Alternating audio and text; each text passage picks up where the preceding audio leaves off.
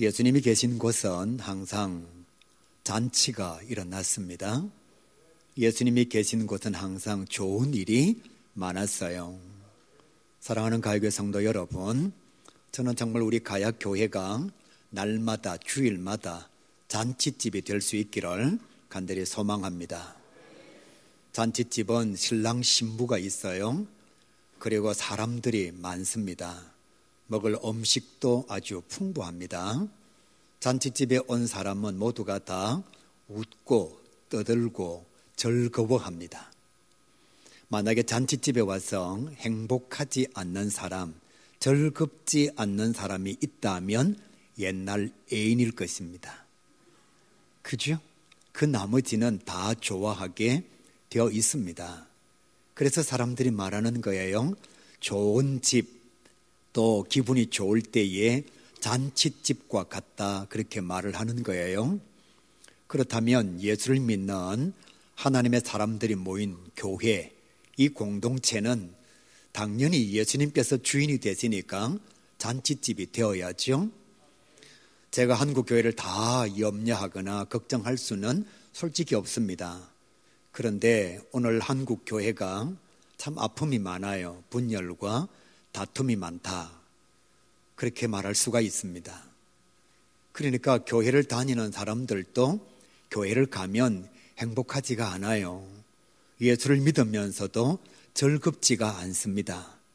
정말 주일은 교회마다 잔치집이 되어야 하는데 어떻게 보면 잔치집이 아니라 초상집과 같은 그런 분위기를 가지고 있는 교회가 들어 있습니다. 성경 말씀에 보시면 예수님이 계신 곳, 예수님께서 가시는 곳은 다 두려움이 변하여 평화가 되고 슬픔이 변하여 기쁨과 즐거움이 되었습니다. 나사로가 죽었어요. 여러분, 배우자가 살아가면서 제일 큰 충격과 데미지를 입는 현상이 무엇인가 하면 죽음과 이별입니다. 자녀의 죽음 아니에요. 부모님의 죽음 아닙니다. 부부가 살아가면서 최고로 큰 데미지는 부부가 서로 사별할 때입니다. 말씀해 보시면 나사로가 죽었습니다. 당연히 통곡과 슬픔이 넘쳐날 수밖에 없겠지요. 슬픔의 현상이 그 집안 전체를 지배하고 있습니다. 그런데 예수님께서 나사로의 집에 가셨지요. 예수님께서 죽은 지 나흘이 된 나사로를 살려주셨습니다. 사실 우리가 이 성경 말씀 대하면서도 별로 마음에 와닿지 않는 이유가, 우리는 아픈 사람이 회복되고 고침을 받는 경우는 보았지만 지금까지 살아오면서 죽었던 사람이 살아난 적은 우리 인생 가운데는 한 번도 없었습니다. 그래서 나사로가 죽은 지 나흘 만에 살아났다 이렇게 말해줘도 그 기쁨이 얼마나 큰지를 실제적으로는 우리가 느끼지를 못하는 거지요. 그렇지만 나사로의 동생이 되는 마리아와 마르다에게 있어서는 한 가지는 우리가 인식할 수 있습니다. 초상집이 잔치집이 되었다는 사실이요. 오빠가 죽어서 장례식을 치루었습니다. 슬픔이 넘쳐나고 있었습니다. 그런데 예수님께서 오셔서 이미 장례식이 끝난 오빠를 살려주신 거예요. 그러니까 잔치집이 될 수밖에 없는 거지요. 갈릴리 가나 혼인 잔치집에 포도주가 떨어졌습니다. 이스라엘 지역 유대 사람들에게 잔치집 포도주가 없다는 것은 보통 심각한 문제가 아닙니다. 엄청나게 큰 일이에요. 저희들이 어릴 적에 동네에 잔치가 베풀어지면 밤에 혹은 조금 늦은 시간에 단자를 얻으러 갔습니다. 여러분은 가보신 경험이 있는지 모르겠는데 그 당시 때에는 음식이 그렇게 풍부하지 않아요. 그런데 잔치집에 가면 잡채도 있고 단술도 있고 진짜 음식이 많았어요. 그래서 친구들끼리 무리를 지어서 음식을 얻으러 갑니다. 그것을 단자추로 간다 그렇게 말하는 거예요. 저 혼자 알고 있는 것 같습니다. 아무도 모르는 것 같아요. 아무튼 모르시든지 말든지 우리는 단자를 얻으러 단자추로 갔어요. 그런데 아이들이 왔다고 음식을 많이 안 주거나 또 음식을 적게 주면 동네 뒷산의 묘 위에 올라가서 아무개 집 잔치, 개잔치 막 이렇게 노래를 불렀어요. 그러니까 음식이 없는 집 잔치는 개잔치예요. 개잔치요. 그런데 지금 갈릴리 가나 혼인잔치집에 포도주가 떨어졌다? 이건 혼주로서 보통의 문제가 아닙니다. 그런데 예수님께서 거기 계셨어요. 우리가 성경 말씀을 통해서 알고 있는 그대로 물로서 예수님께서 포도주를 만드셨습니다. 예수님께서 포도주를 만들어서 연회장에게 갖다 주었는데 연회 전체를 주최하고 주관하는 연회장이 이렇게 말합니다. 우와, 대박! 이렇게 말하는 거예요. 성경은 어떻게 기록되어져 있느냐 하면 먼저 나온 포도주보다 나중에 나온 포도주가 더 좋았더라. 요즘 식으로 얘기하면 헐, 뭐 이거 아니면 대박 그런 거잖아요. 여러분 정말 잔치집에 포도주가 떨어져서 어쩔 줄 몰라 할 때에 예수님께서 물로서 포도주를 만들어 주신 거예요. 그러니까 잔치가 융성해졌습니다. 예수님 계신 곳에 진짜 문제가 해결되어지니까 모두가 다 기뻐할 수 있는 그런 상황이 변화해서 능력의 역사로 나타났다는 거죠. 들판에 많은 사람들이 모여 있었습니다. 약 한 2만 명 정도가 모여 있었어요. 왜 모여 있었느냐? 예수님의 말씀을 듣기 위해서. 예수님께서 정말 좋은 말씀을 많이 전하셨습니다. 그런데 시간이 지나면서 해가 져갑니다. 사람들이 밥을 먹어야 해요. 한두 명이 아닙니다. 약 한 2만 명 정도가 모여 있습니다. 예수님께서 제자들에게 이 사람들의 밥을 어떻게 할까? 그러니까 제자들이 집으로 돌려보내야 합니다. 예수님께서 다시 말씀하십니다. 너희들이 이 사람들에게 밥을 주라. 그러니까 제자들이 예수님 그러려면 200데나리온이 더 필요합니다. 엄청난 돈이 있어야 합니다. 이건 불가능합니다. 그러니까 예수님께서 그러면 있는 것을 한번 찾아보라. 그러니까 제자들이 찾아 나서기를 시작하지요. 조금 시간이 지나고 난 뒤에 어린 아이의 도시락 보리떡 5개와 물고기 2마리를 예수님에게 가지고 왔습니다. 여러분 산술적으로 한번 계산해 보세요. 모인 사람들이 2만 명입니다. 제자들이 찾아온 것은 한 아이의 도시락 보리떡 5개와 물고기 2마리입니다. 이걸 가지고 어떻게 먹일 수가 있을까요? 그런데 그곳에 누가 계셨느냐 하면 예수님께서 계신 거예요. 예수님께서 그 도시락을 받아서 하늘을 우러러 감사 기도하시고 난 뒤에 제자들에게 이렇게 말씀하지요. 나누어 주어라. 제자들이 그 도시락을 받아서 어떻게 나누어 주었는지는 모르겠습니다. 예수님께서 기도하시고 난 뒤에 나누어 주라. 그러니까 제자들이 그 음식을 나누어 주기를 시작합니다. 2만 명이 다 먹었어요. 먹고 난 뒤에 남은 것을 거두어 보니까 12광주리가 됩니다. 이건 정말 엄청난 역사예요. 도저히 일어날 수 없는 상황입니다. 그러니까 사람들이 다 배불리 먹고 만족합니다. 우리 삶의 자리로 다시 돌아와서 우리가 한번 상식적으로 생각을 해보면 그래요. 잔치를 베풀어서 음식을 먹고 또 아니면 사람들을 초청해서 음식을 대접하고 난 뒤에 음식이 많이 남으면 우리가 어떻게 하죠? 봉다리 만들어서 사줍니다. 가지고 가라고. 그러니까 2만 명이 모여서 예수님의 말씀을 듣고 음식을 먹고 난 뒤에 남은 것이 12광주리인 것을 자기들 눈으로 봤어요. 그리고 난 뒤에 주님께서 필요한 사람들은 가지고 가라. 그러니까 모든 사람들이 다 행복할 수밖에 없는 거지요. 예수님이 안 계셨으면 결코 이런 현상은 나타나지 않습니다. 말씀에 보면 삭개오라는 사람이 등장을 하지요. 이 사람은 로마 식민지 상태에 있을 때에 세리장이었습니다. 쉽게 말씀드리면 일제강점기 때의 순사와 같은 그런 사람들이에요. 동족의 피를 빨아먹는 사람. 로마 정부가 이렇게 말합니다. 세금을 5개 갖다 바치라고. 그러면 세리장 되는 사람들이 유대인들에게 10개를 빼앗아서 5개는 로마 정부에 갖다 바치고 5개는 자기가 착복을 했습니다. 이것을 누가 아느냐? 유대인들이 다 알아요. 그러니까 세리장의 직업을 가지고 있는 삭개오는 왕따를 당할 수밖에 없어요. 어느 날 예수님께서 삭개오가 있는 동네에 오셨습니다. 사람들이 능력자 예수님을 보기 위해서 다 모였어요. 그게 누구도 있었느냐? 삭개오도 있었습니다. 이 삭개오가 사람들로부터 미움을 받고 왕따를 당하니까 예수님이 계신 곳으로 들어갈 수가 없었습니다. 어른임에도 불구하고 세리장임에도 불구하고 예수님이 보고 싶어서 뽕나무 위로 올라갔습니다. 이 정도로 왕따를 당하는 사람이었어요.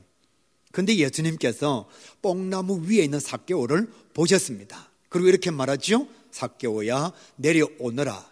내가 오늘 너의 집에 유하여야겠다. 그러니까 사람들이 다 욕을 합니다. 아니, 예수님께서 저 동족의 피를 빨아먹는 세리장의 집에 들어가다니 이런 일이 있을 수가 있느냐고. 사람들은 그렇게 말했지만 세리장 삭개오는 너무 기분이 좋았습니다. 사람들은 자기를 사람 취급하지 않는데 인류의 구원자, 능력자, 대단한 실력을 가지고 있는 예수님께서 삭개오에게 내가 오늘 너의 집에 유하여야겠다 그렇게 말씀하니까 너무 좋았습니다. 그래서 뽕나무 위에서 내려와서 예수님을 자기 집으로 영접합니다. 그곳에서 예수님과 대화를 나누게 되죠. 여러분, 삭개오는 물질 중심의 사람입니다. 동족의 피를 빨아먹는 사람이에요. 그런데 예수님 만나고 난 뒤에 말씀을 통해서 은혜를 받고 나니까 완전히 달라집니다. 그리고 예수님에게 이렇게 말합니다.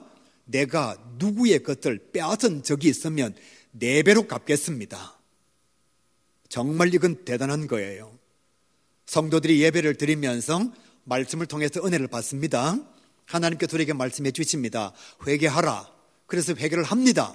그런데 상당수의 성도들의 회개는 말로만 하는 회개예요. 근데 지금 삭개오는 뭐라고 얘기하느냐 하면 진짜 예수님 만나고 나니까 그 마음에 기쁨이 찾아온 거예요. 그래서 이렇게 말합니다. 내가 네 것을 빼앗은 적이 있으면 4배를 갚겠습니다. 우리는 예수를 믿으면서 하나님의 것도 떼먹고 있잖아요. 예물도 드리지 않고 하나님 앞에 온전한 예물을 드리지 않을 때가 있습니다. 그런데 은혜를 받고 나면 회개를 하지요. 제가 하나님의 것을 하나님께 드리지 않았습니다. 그럴 때 감히 우리의 고백 가운데 하나님, 제가 네 것을 빼앗은 적이 있으면 하나님의 것을 선용하지 못한 적이 있으면 4배를 갚겠습니다. 그렇게 말할 수 있는 사람이 몇 명이나 있을까요? 삭개오의 마음속에는 진짜 예수님 만나고 나니까 기쁨이 찾아온 거예요. 그 뒤에 말씀은 더 대단합니다. 그가 이렇게 고백합니다. 내 재산을 팔아서 절반을 가난한 사람들을 위해서 나누겠습니다. 저는 정말 교회가 이렇게 변화되어지기를 바랍니다. 예수를 믿는 사람이 은혜를 받았어요. 하나님, 제 재산의 3분의 1을 가난한 사람들을 위해서 선용하겠습니다. 예수님, 제 재산의 절반을 우리 동네에 먹지 못하는 사람, 힘들어하는 사람들, 어려워하는 사람들, 연약한 자들에게 제가 베풀겠습니다. 정말 그러면 우리가 말로 복음을 전하지 아니하여도 우리의 삶의 열매를 통해서 믿지 않는 자들이 하나님께로 돌아오게 될 거예요. 삭개오는 그렇게 고백합니다. 빼앗은 것은 4배를 갚고 내 재산의 절반을 팔아서 가난한 자들에게 나누어 주겠습니다. 이유가 뭐냐? 주님이 오시기 전에는 완전히 초상집이었어요. 사람들이 오지 않는 키다리 아저씨의 집이었습니다. 그런데 주님을 만나고 난 뒤에 그의 마음속에 은혜가 넘치니까 자기 자신의 삶의 변화의 고백을 드리지 않을 수가 없었던 거지요. 그리고 난 뒤에 삭개오는 왕따를 당하는 외톨이가 아니라 그 민족의 중심적 역할을 감당하는 하나님의 사람이 될 수가 있었던 거예요. 사랑하는 성도 여러분, 진짜 예수님을 만나면 잔치집이 될 수가 있습니다. 주님의 이름으로 간절히 소망합니다. 예수를 믿는 여러분의 가정이 정말 잔치집이 되고 축제의 현장이 될 수 있기를 주님의 이름으로 간절히 축복합니다.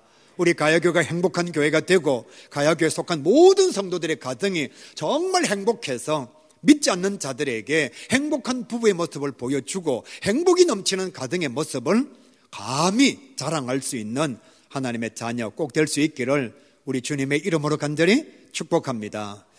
오늘 성경 말씀도 똑같은 말씀이에요. 12년 동안 피가 흘러나가는 유출병에 걸린 혈루증 앓는 여인이 있었습니다. 그가 예수님을 만났어요. 예수님 만나고 나니까 그의 마음속에 기쁨이 넘쳐났습니다. 예수님께서 그 여인의 믿음을 보시고서 그의 병을 고쳐주셨습니다. 여러분 정말 한번 생각해 보세요. 12년 동안 내가 낫지 않는 난치병을 가지고 있다.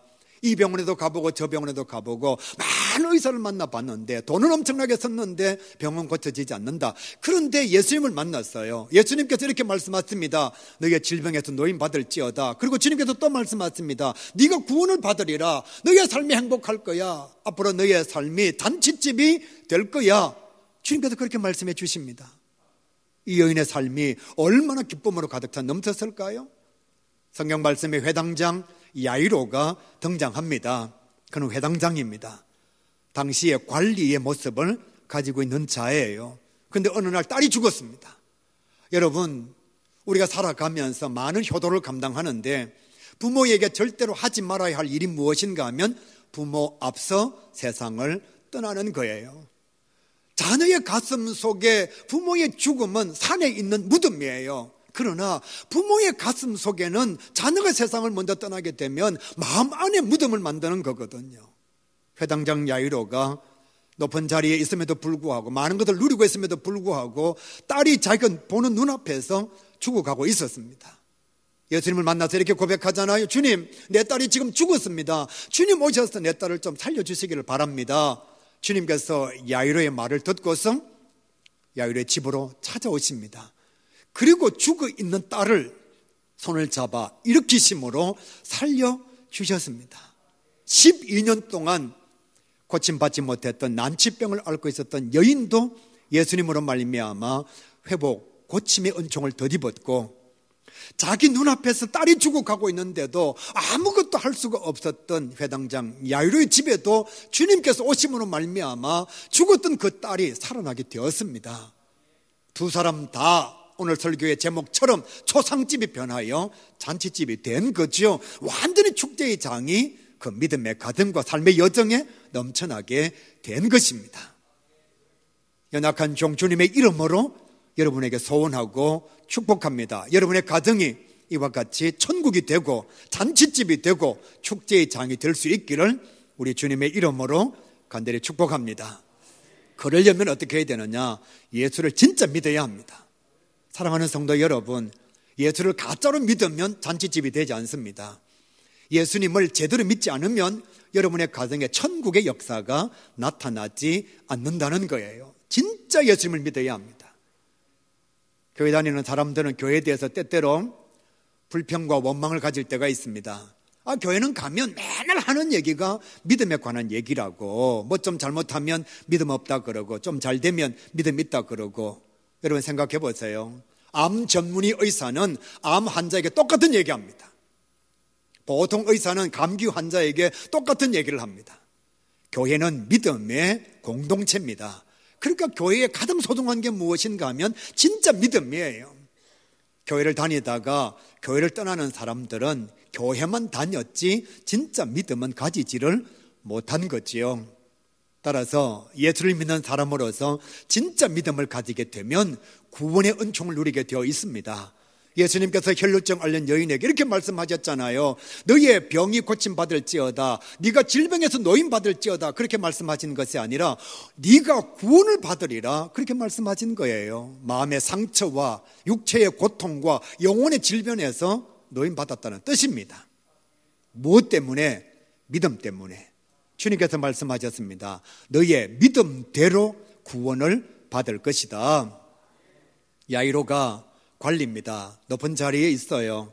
아는 사람도 많습니다. 그런데 제가 조금 전에 말씀드린 그대로 자기가 사랑하는 딸이 눈앞에서 죽어가고 있는데 관리였던 아버지, 돈이 있었던 아버지가 해줄 수 있는 게 아무것도 없었습니다. 온갖 방법을 다 동원해봤습니다. 그런데 딸은 사늘한 시체로 변해져 가고 있습니다. 12년 동안 혈류증 앓았던 여인요, 그도 마찬가지죠. 병원 다 찾아다녀 봤습니다. 민간 조약 다 사용해 봤고요. 그런데 효과가 나타나지 않습니다. 그러던 어느 날 소문이 들려옵니다. 나사렛 예수라고 하는 사람이 귀신을 떠나보내고 질병을 가진 사람들을 고쳐준다라고. 야이로도 이 소문을 듣고서 한달음에 예수님 앞으로 갑니다. 성경 말씀에 보게 되면 그는 회당장 고위 관료의 자리를 가지고 있지만 자기 자신의 체면과 위신을 다 내려놓고 예수님의 발 아래 엎드려서 예수님에게 간청합니다. 내 딸을 살려주십시오. 그때 예수님께서 혈루증 앓는 여인에게 했던 말씀을 똑같이 하십니다. 내 믿음대로 내 딸이 살아나게 될 것이다. 사랑하는 가요교회 성도 여러분, 진짜 예수를 믿어야 합니다. 교회를 다니는 것은 아무 의미가 없어요. 조금 교회를 다니다가 마음에 들지 않으면 교회를 떠나게 되어 있습니다. 그러나 진짜 믿음을 가진 사람은 고난이 찾아오고 환난이 찾아와도 예수님을 떠나지 않습니다. 말씀을 묵상하면서 정말 감사한 게 무엇인가 하면 예수님께서 회당장 야이로나 12년 동안 혈루증 앓았던 여인에게 너의 돈만큼 네가 고침을 받으리라, 너의 지식만큼 네가 자유를 얻으리라, 너의 높은 직책만큼 너의 딸이 살아나게 될 것이다, 그렇게 말했으면 감히 주님 앞에 나아갈 수가 없었겠죠. 여러분도 마찬가지잖아요. 주님께서 우리에게 너의 돈만큼 너는 예수를 믿게 될 것이다, 아니면 너의 직책만큼 교회에서 인정을 받게 될 것이다, 그렇게 말하면 예수님 앞에 나올 수 있는 사람이 과연 몇 사람이나 될까요? 그런데 아무것도 없어도, 배우지 못하였어도, 대단한 삶의 자리에 있지 않아도 너의 믿음대로 구원을 받으리라, 그렇게 말씀해 주시니 얼마나 감사한지. 우리 가야교회가 진짜 잔치집이 되려면 예수를 제대로 믿어야 합니다. 사랑하는 성도 여러분, 목사요? 별것 아닙니다. 똑같은 사람이에요. 우리 교회 장로님, 우리 교회 권사님, 여러분 남편, 여러분의 아내가 우리 교회 장로님이고 권사님이십니다. 사람은 대단하지 않습니다. 그러므로 교회 안에서 진짜 행복을 누리려면 예수를 제대로 믿어야 합니다. 목사님을 믿다가 실족할 수 있습니다. 장로님을 신뢰하다가 실망할 수 있습니다. 교회가 진짜 잔치집이 되려면 모든 성도들이 다 예수님을 바라보아야 합니다. 그 바라본다는 게 무엇인가 하면 진짜 믿음을 의미하는 거예요. 우리 가야교회 모든 성도들 진정한 믿음을 가져서 가정도 행복하고 우리 가야교회도 잔치집이 되는 귀한 역사가 나타나기를 주님의 이름으로 간절히 축복합니다. 두 번째로, 교회가 잔치집이 되려면 힘들어도 서로 사랑해야 합니다. 오늘 말씀을 보시게 되면 아버지의 사랑을 우리가 알 수가 있습니다. 회당장은 아주 높은 직책이에요. 사람들에게 인정받고 칭찬받는 그런 대단한 자리입니다. 지금 예수님은 우리 인류의 구원자입니다. 우리가 볼 때 예수님은 참 대단한 분이죠.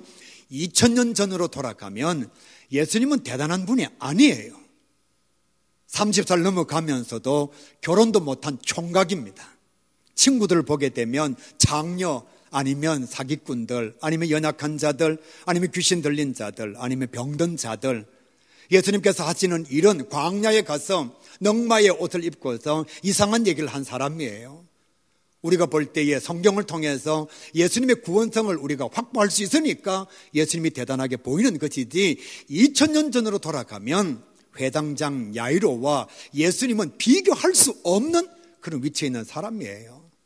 그런데도 여러분, 딸을 사랑하는 마음으로 아버지가 그 청년 앞에 나와서 무릎을 꿇고서 간청하는 거예요. 딸을 사랑하지 않으면 감당할 수 없는 일입니다. 사랑하면 감당할 수가 있습니다. 저와 여러분 회사에서 열심히 일하는 이유가 뭐죠? 가족을 사랑하기 때문입니다. 사실 직장에서 일할 때에 스트레스도 많이 받고요. 어떤 때는 인간적 비하를 당할 때도 있고 인격적 손상을 입을 때도 있습니다. 그런데도 왜 회사에서 일하느냐? 가족을 사랑하기 때문에 그 모든 수모를 다 견디는 거지요. 회당장 야이로도 마찬가지입니다. 사실 딸이 죽지 않았으면, 딸이 아프지 않았으면 이 청년 예수님에게 나아갈 이유도 없고 나아갈 필요도 없는 삶의 자리를 가지고 있는 그런 회당장입니다.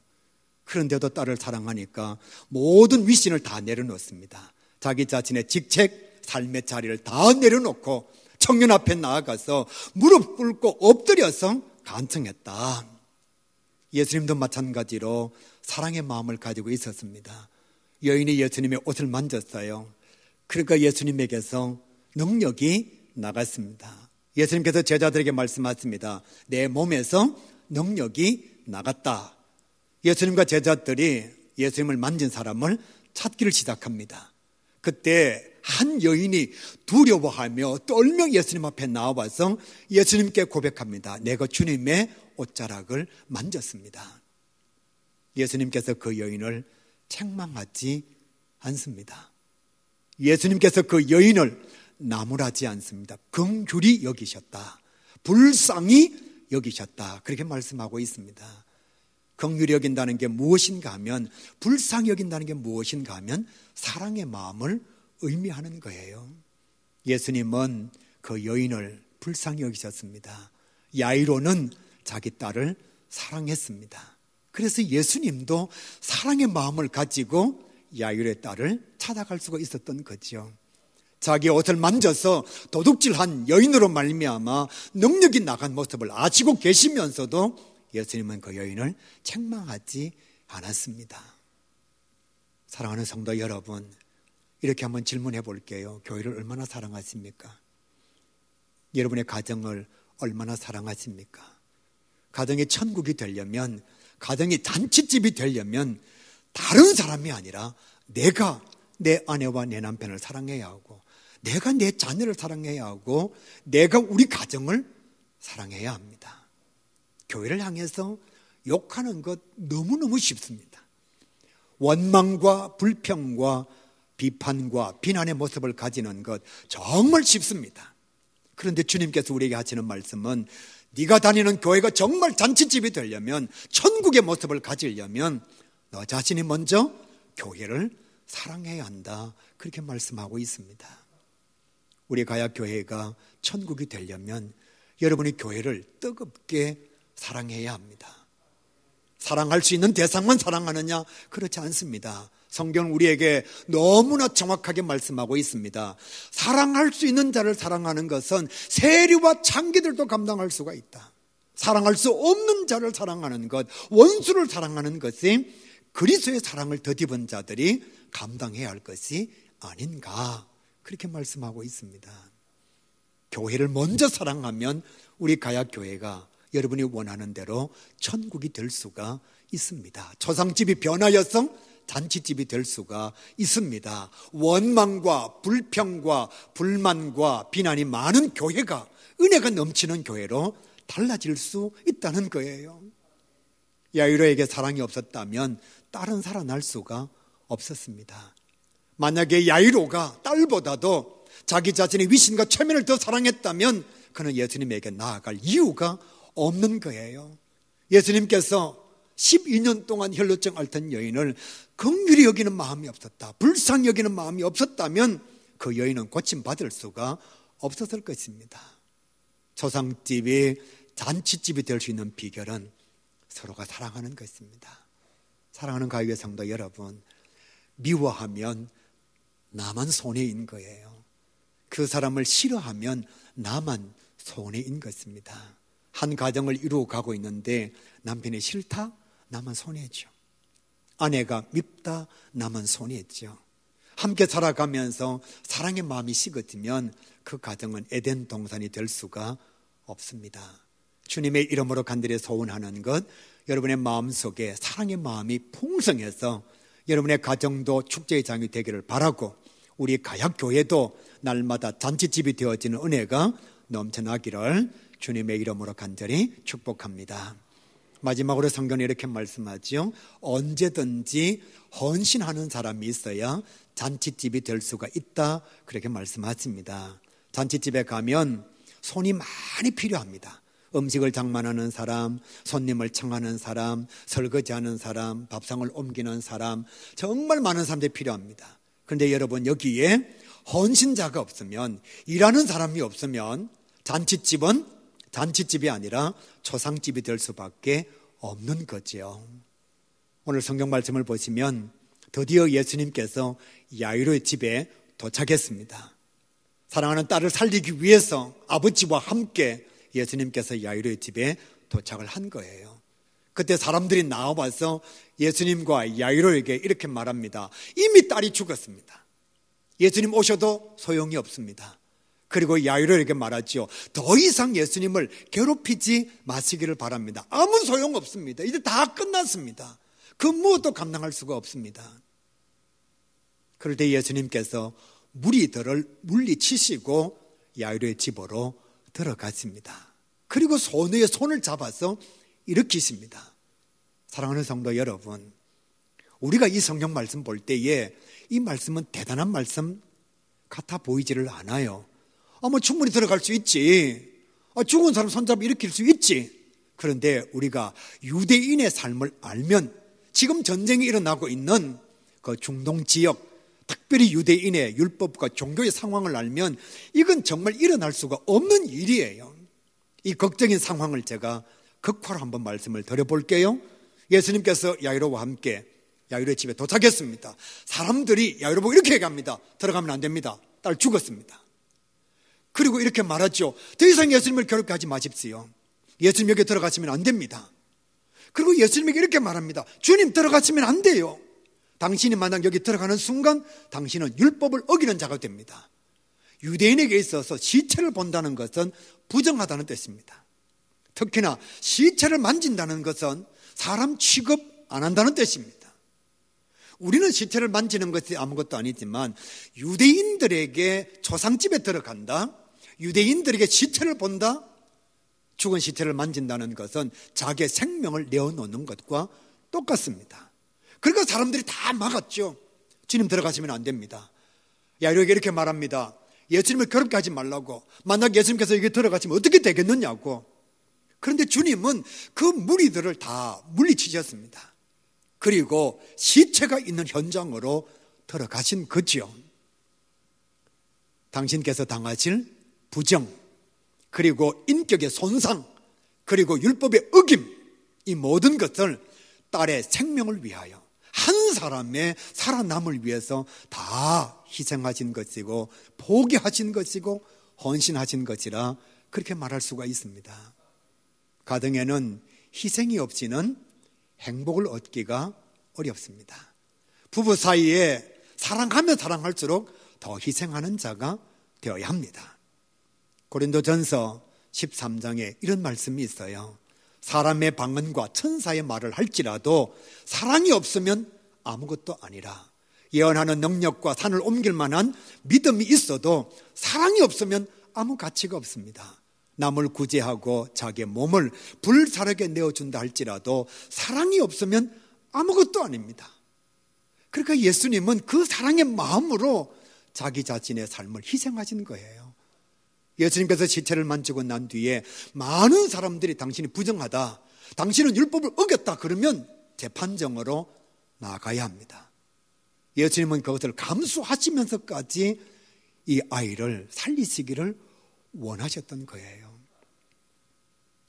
오늘 한국교회에 참 많은 어려움이 있는데 개인주의와 인본주의가 교회 안에 들어오다가 보니까 점점 헌신하는 사람들이 사라지고 있습니다. 일본 교회를 다녀왔는데 정말 걱정이 됩니다. 인구는 1억 4천인데 예수를 믿는 사람은 0.4%도 되지 않습니다. 8천 교회의 교회가 있는데 교역자가 없어서 2,000명의 목사님이 모자라서 어떤 목사님은 내 교회를 담당 목사로 섬기고 있습니다. 신학생이 없는 거예요. 헌인자가 없는 거예요. 한국교회도 이와 같은 개인주의와 인본주의가 점점 교회 안으로 들어오고 있습니다. 그래서 연말이 되면 헌신하지 않겠노라, 내가 봉사하지 않겠노라, 그런 생각을 가진 성도들이 의외로 많습니다. 교회 학교가 부흥되어야 된다, 기도를 하면서도 그러면 당신이 교사하십시오, 저는 못합니다. 한국 교회가 전도가 되지 않습니다, 그러면서도 우리 교회가 부흥해야 됩니다 라고 기도하면서도 당신이 전도하십시오, 나는 못합니다. 구역장이 필요합니다. 하나님 일꾼들이 필요합니다. 목사님 교육을 잘 시키십시오, 집사님이 교육받으세요, 나는 못합니다. 헌신자가 사라지고 희생자가 사라지기를 시작하면 교회는 결코 잔치집이 될 수가 없습니다. 천안 호두 과자를 아시나요? 그 과자를 보면 분명히 빵인데 호두 과자라고 얘기합니다. 이 호두 과자를 처음 만드신 분이 신복순 권사님이십니다. 왜 이분이 호두 과자를 만들고 호두빵, 붕어빵, 잉어빵처럼 호두빵이라고 하지 않고 호두 과자라고 이름을 지었느냐 하면, 빵은 돈 있는 사람이 먹는 거고 과자는 누구든지 먹을 수 있는 거다. 그래서 처음부터 이름을 호두빵이라고 하지 않고 호두 과자라고 지었습니다. 가게를 시작하면서 하나님 앞에 기도합니다. 오늘부터 하나님하고 저하고는 동업자입니다. 그래서 하나님께서 제게 물질 주시면 하나님을 위해서 서겠습니다. 정말 가게가 잘 되는 겁니다.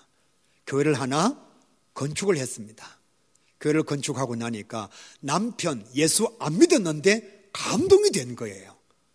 아니 당신 돈 중하지 않느냐고, 돈 귀하지 않느냐고, 아니 이렇게 많은 돈을 어떻게 교회 건축하는 데 쓸 수 있느냐고. 아내가 안 믿는 남편에게 이렇게 얘기합니다. 나는 돈보다 하나님을 더 사랑한다고. 남편이 감동이 되는 겁니다.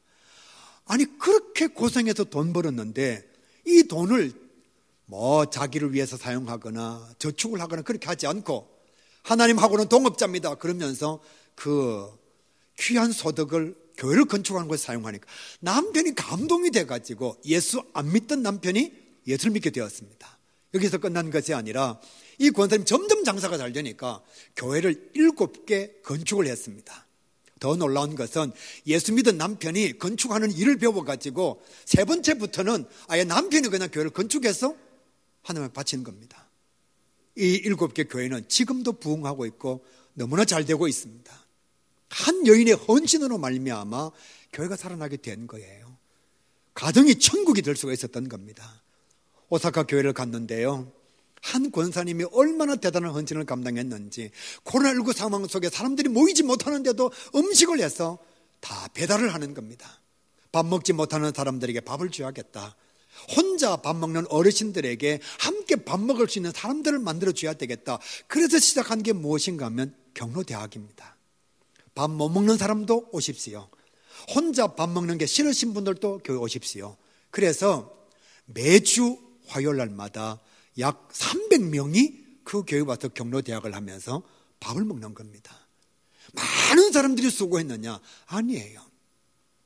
한국에서 일본에 건너간 권사님 한 분, 그분의 헌신으로 말미암아 오사카 교회가 얼마나 행복한 교회가 되어 있는지, 많은 사람들이 함께 모여서 잔치집의 모습을 가지고 있는 것을 보고 돌아왔습니다. 사랑하는 성도 여러분, 예수를 제대로 믿어야 여러분의 가정이 축제의 가정이 될 수가 있습니다. 우리 가약교회가 사람을 바라보는 교회가 아니라 예수님 바라보고 진짜 믿음을 가질 때에 우리 가약교회는 잔치집이 될 수가 있습니다. 그리고 사랑을 실천하고 희생의 마음을 가지고 삶의 열매를 믿는 사람들과 믿지 않는 사람들에게 보여줄 때에 교회는 천국이 되고 잔치집이 되는 것입니다.